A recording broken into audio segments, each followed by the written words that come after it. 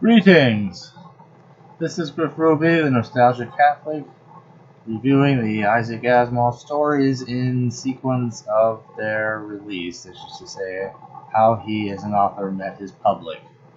And now we reach to the 17th story of his to appear in the science fiction magazines, or the 18th story if you count Little Brothers and the Boys High Recorder.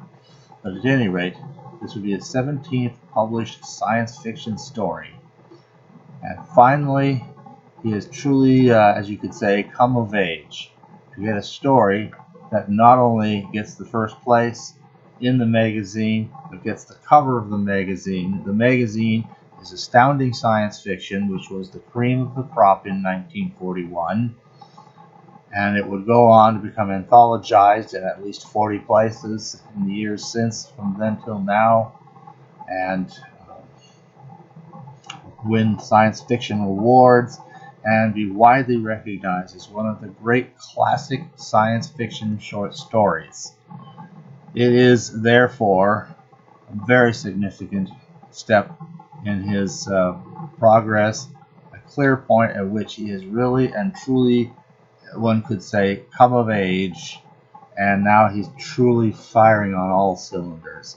We watched his gradual come upwards from some rather poor stories in the beginning, of some interest nonetheless, but definitely not so great, to this, which is, in fact, actually great literature. So it is Nightfall, and we have a scene here from Nightfall on this cover. We're in an observatory, which, at the climax, this is at the climax of the time when all these stars are appearing, but for the first time. I mean, zillions of stars, more so than we even have in our night sky. Apparently they seem to be in the middle of a globular cluster, but the stars are just not visible against the daytime sun light of 6 different suns that orbit their planet, and the planet orbits one, and different ones have their various orbits. And it takes every 2,049 years to reach that point where everything will line up just right, such that the planet can be in total and full darkness from all of its suns, or at least half of the planet. I mean, it seems to me the sun would be on the other side. You have all of them on the other side, but I don't know. Maybe there's a big ocean on that side, or just a few tiny islands that nobody worries about. I don't know. But on this one side of it, it is dark. And you look up, and this is the only time people see stars. And since you got a whole civilization, it's been pointed out, I've seen this elsewhere, that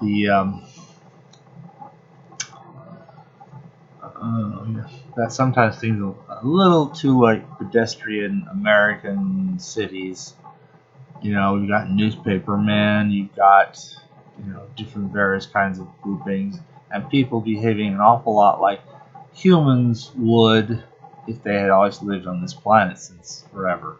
You have these civilizations that gradually build up over 2,049 years, and then everything goes crazy, everything burns, and they got to rebuild from scratch because everybody just went stark raving mad, and everything people wrote, nobody can trust any of it, and we're just starting from the ground up, having to reinvent so very much of civilization, as it were, from scratch each time. So why do we have this? Well, it's an interesting story, and even its creation had a bit of an interesting genesis. The genesis was that Asimov comes into Campbell's office one day, and he had some idea he was going to try to sell. We'll never know what it was, because Campbell said, "Forget that. I got something else for you to do. It's really neat." In a way, this is kind of like a commissioned project, so I can't say that the idea is totally his. Still, it was up to him to flesh it out as a story that reads as a story, and not only the concept, which strictly speaking was Campbell's, but the whole execution of it, with one tiny exception we'll get to, was Asimov's. So, that being the case, it was Nightfall, and let's see here. Again, he gets the usual mentions inside the table of contents, very first one here because it's the first story. It's the prime position. Nightfall by Isaac Asimov. And again, it even has a little blurb, which reads, and I quote, "If the stars appeared but one night in 1,000 years," well, actually more than 1,000 years, so, page 9. Well, okay. So this would be another view of this. We're kind of approaching the climax of the story. They're going around, realizing that there's this one door of the observatory that needs to be bolted shut. So that's a certain small part of the story. But most of it takes place up inside this observatory. Now, given there would have been 6 suns to look at, plus a moon that appears to be, so dark as it's invisible. Sounds like that, almost like that super neutron thing. Now, little ideas tend to resurface. Anyway, okay. But somehow they can at least tell mathematically that it's there. They just posit, let's put a moon with an orbit like does and so, and then going with the laws of gravity, which have taken a long time to develop, they finally honed it down where they could account for everything exactly mathematically. I guess nothing gets so close that you start having to worrying about relativistic effects, or maybe that's not well known, I don't know. Or maybe everything's far enough out that that's not a concern, I don't know. And there's no other bodies in that solar system. It's 6 stars, the planet they live on, and this mysterious moon that can sometimes cause this huge, I do mean huge, which was the last part. You'll still have one sun on that side of the world, but the moon is fortunately very, very large and enough to give you a total eclipse that actually lasts. It seems to vary between either half a day or a day and a half, but at any rate, it lasts a good long time, long enough for the people to see the stars and so forth. So let's see here. Nightfall. How would a people who saw the stars but once in 2,000 years react? Well, at least we got that straighter. If the stars should appear one night in 1,000 years, how would men believe and adore and preserve for many generations the remembrance of the city of God? A quote from Emerson that, to my knowledge, has yet to be tracked down. So we're not sure if Emerson actually said that. At least I'm not sure. But at any rate, we have a lot of different things going on here. We have this situation with the observatory, which is, up until this point had nothing to look at but the 6 suns, but it could measure where they moved across the sky with lots of precision, and apparently had been doing so for quite some time. It has a solid construction. There may have been previous observatories, not so well constructed, I assume, which will keep the hoarding mass of crazy people out, because that will happen too. You have crazy people, well, the whole world goes crazy because when you don't know what happened, it's all confused and it's all mythologized. You have some germ of fact. And that happens a lot, where I think you have lots of situations where there's a legend, a superstition, the nonsense, yes, but sometimes there's an aspect of truth somewhere at the root of it. And if you could just somehow see past all the other stuff that's kind of grown around it, you can actually know what the truth might be, and sometimes find something very important. I remember the one about a child who was afraid of the horrid red things in the medicine pill, but the horrid red things weren't really the thing to be afraid of. But that didn't mean there wasn't, in fact, a legitimate concern that amounted to the person being allergic to the medicine. So that ends up being real. So, likewise, we have this vague reference to something called stars, some kind of lights or something in the heavens, and they see these stars, they don't know, and they're not sure how many, they don't even think of trying to count them. But nobody can picture there being more than a few, if indeed this has any reality at all. So we have, the main guy who runs the observatory. He's got about half a dozen employees, one of whom probably features the most. He helps out with the photography, and is just generally a helpful guy. Then he's being visited by some guy from some sort of newspaper, and literally a newspaper. Yeah, okay. Newspaper reporter type, probably with a little hat, a little press ticket at the top of it. Now, he didn't quite go that far, but you can almost picture the guy with all of that accoutrement. And then one of the fanatics somehow busted open one of the doors and got in. And they end up tolerating his presence in there rather than ejecting him from the building. But he's kind of semi-under guard. They get him to promise, under some rather considerable duress, that he won't interfere with what's going on. He can watch, he can this, he can that, and you can read his Revelation book or whatever, because you've got all this mythology collected in a book called the Book of Revelations. So this is the textbook of the fanatical cult that most of the time is just this little background thing, but now that the time is coming and the sky is getting dark, and especially once that final eclipse begins, people start seeing the one and only remaining sun begin to get gobbled up by the monster. That's suddenly the cult gets a lot of recruits, and mysteriously their leadership gets in their head, hey, we need to destroy the observatory. Help me destroy the observatory, and you'll save your soul. Okay. Hey, fanaticism, I guess the idea is it doesn't require an explanation. Seems to be the notion. Having seen such kinds of fanaticism at work in the world, I have to say I understand. I haven't yet seen that very much, if at all, in the world of religions, even some very twisted religions. So you get in the areas that are pretty far afield, at least most people would think of as any kind of a religion at all. So, at any rate, all of this being the case, let's get back to the story. It gets closer to the time when it's going to fall, and they're trying to save it in the world. They've got some people in an underground place. They do have these torches, and it's like somebody made a significant advance just to be able to have this portable light source. So, but I mean, apparently because it's never dark, nobody's ever in darkness. So they kind of freak out, even just being in darkness. So here's another picture here that kind of shows another step in the story. They're inside just one of the other rooms in the observatory, and one guy's seeing it.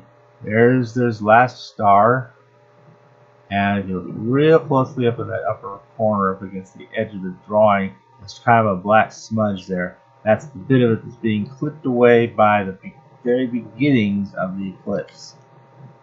So there they are, kind of watching this begin.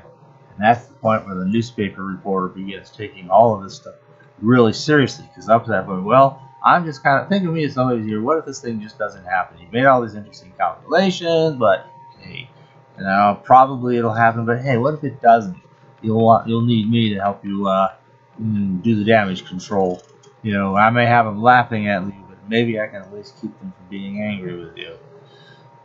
Thanks for small favors. But suddenly at that moment it becomes clear this thing is real. It's going to happen.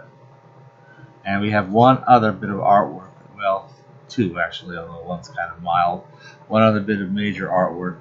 As the last bit of the sunlight disappears, the fanatic suddenly starts to go crazy and trying to destroy equipment and photographic plates. But another guy that's with us all the time, in fact, he's a reporter guy, grabs him and throws him to the ground, and puts his hand around his neck and like, you're not doing anything more. So there's that picture. The only other one here, it looks like kind of a generic end of story picture, but it does kind of fit this one, so I think it belongs. It's just this picture of the observatory from the outside. All of the stars, well, there's a bunch of them anyway, all in the sky, and there they are, maybe in the bottom Maybe that's kind of a, well, that's a crowd of people. They're hard to make out, and it's a blur. But at any rate, so you have several, 1, 2, 3, 4 pictures in the story plus the cover. You got a bonus when he sold that story to Campbell, a $0.25 per word bonus. And like I said, it was gone on to win awards, get anthologized, and become well established as one of the great classic short stories of science fiction. With this, Isaac Asimov has fully arrived. And I think it's a good story. It's fun, it's adventurous, just the whole scenario. You feel this thing kind of closing in on you, and it's like when it gets dark, you can't tell that anything's around you or not. You can feel somebody's breath but not see them, and you can't tell whether you're alone and what's worse, being all closed up in a room or in some infinite vast expanse of nothing that's just as dark as if you were in a closed room. Either way, that could be probably pretty scary. So I've enjoyed the story. I think, who doesn't when they read it? Again, one could say some of the characterization might be criticized as a little bit weak. So much so that I think some of the world building, again, that's another complaint I've heard others say. Some of those things could have been described in more detail, and those reasons might add up to why it is that Dr. Asimov, together with somebody named Silverberg, decided to expand it into a full-length novel.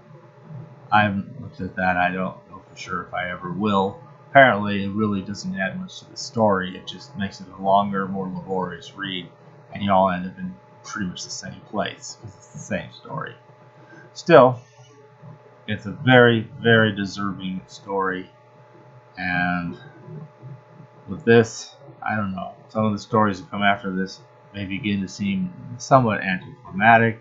He still makes his attempts at humor, and there'll be other things that'll kind of not work. And as the years go by, there will be the occasional miss, but more and more, he's definitely coming on the beam. His positronic robot series is definitely taking up shape. Before long, his Foundation series will kick off. So there's definitely a lot of good stuff to look forward to. And I wish I could say more for this, but just reading it a couple. Oh, I was going to get to the one last little bit. There was one piece that Campbell had inserted kind of vaguely towards the end where they talk about, it's on page 29, by the way, if you're reading the original Astounding Science Fiction. One paragraph ends with a damn good idea, and there's a space. And I've got another cute little notion. Dean A, that was our employee I mentioned, he's a good guy. Have you ever thought what a simple problem gravitation would be if you only had a sufficiently simple system? Supposing you had a universe in which there was a planet with only one sun. The planet would travel in a perfect ellipse, and the exact nature of the gravitational force would be so evident it could be accepted as an axiom. Astronomers on such a world would start off with gravity probably before they even invent the telescope. Naked eye observation would be enough. But would such a system be dynamically stable? Question. Well, sure, it would be stable. We call it the one-in-one case. It's been worked out mathematically. Sounds like it would be a fairly trivial one at that. Well, I mean, the calculus that allows us to describe the ellipse is calculus, but it's a lot easier to describe one simple ellipse than a whole complex system with multiple, gravitational bodies in their own complex orbits around each other. That's some serious math. Okay. But it's philosophical implications that interest me. It's nice to think about, admitted Sheeran, as a pretty abstraction, like a perfect gas or absolute zero. Of course, continued Binet, there's the catch that life would be impossible on such a planet. It wouldn't get enough heat and light, and if it rotated, there would be total darkness half of each day. You couldn't expect life, which is fundamentally dependent upon light, to develop under those conditions. He didn't write that. Campbell decided to insert that little section in there as a kind of, for some reason, to bring Earth kind of into the picture. I guess. However, I did note in comparing this against the edition he published in 1969 of the book Nightfall and Other Stories, which I didn't bring a show here. Published it in that book. He left that in. So I guess it was like, it wasn't what he wanted. He didn't do it. He didn't particularly like it, but he didn't go to the bother to remove it. So, in some ways, I could almost consider it a collaboration between the two. But at any rate, no matter how you want to categorize it, you know, it's a great read. And once again, you find that despite all the best laid plans of mice and men and people of this planet, whatever they call themselves, sometimes there's just nothing you can do, despite very good efforts to try. Well, I think that's enough for that one. Thank you for listening on this.